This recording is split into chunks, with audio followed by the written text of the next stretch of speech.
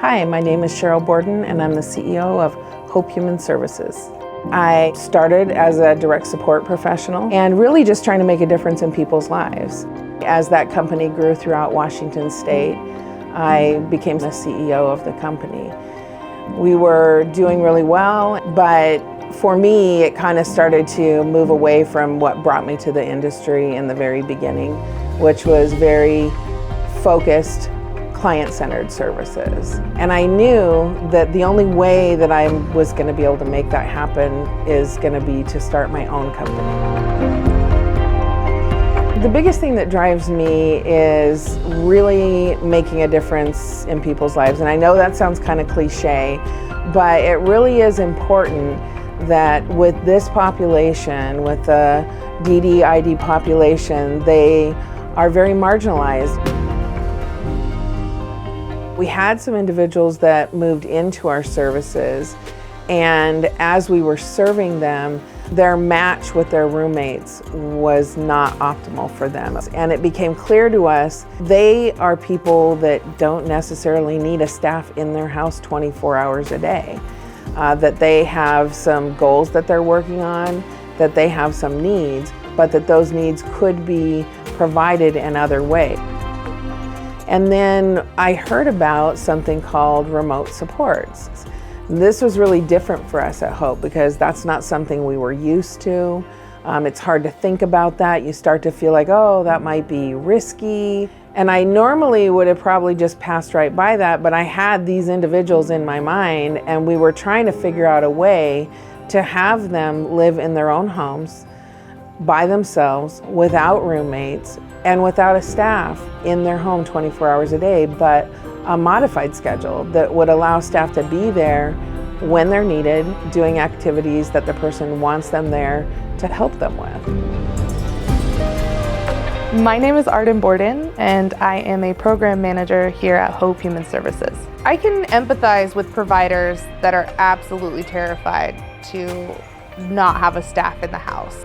When you're responsible for someone, it can be all-consuming because it's all you think about all the time is, how am I going to keep this person safe? But what I hope other providers know is push through that fear and really think about what your individual wants and what that person needs and how they're really going to live their dream life. Because Byron is a great example of someone that has now been able to be a more complete person due to Safe and Home Services. Now that Byron has remote support services, he's able to have friends over for dinner. He makes these wonderful meals. He'll go to the farmer's market and get food. He'll go to the grocery store and get all his fixings and ingredients, and it's so wonderful. And he's gotten to explore the city. So as being a country boy, he's never gotten to see a lot of the stuff that's here in Tacoma, and there's gorgeous sights.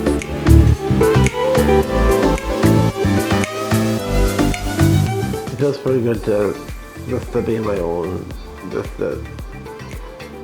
be my own self, actually. I love to cook, so much fun. You just create your own meals, sleep in my own bed, and just get up and just do things I want to do. If I have questions or problems or whatever, they're there, available whenever I need them. So it's good to have that. So it's good to have the opportunity to, there's people out there I can actually communicate to or talk to in case a problem comes up or whatever. That's what they're there for. That's what I like about this.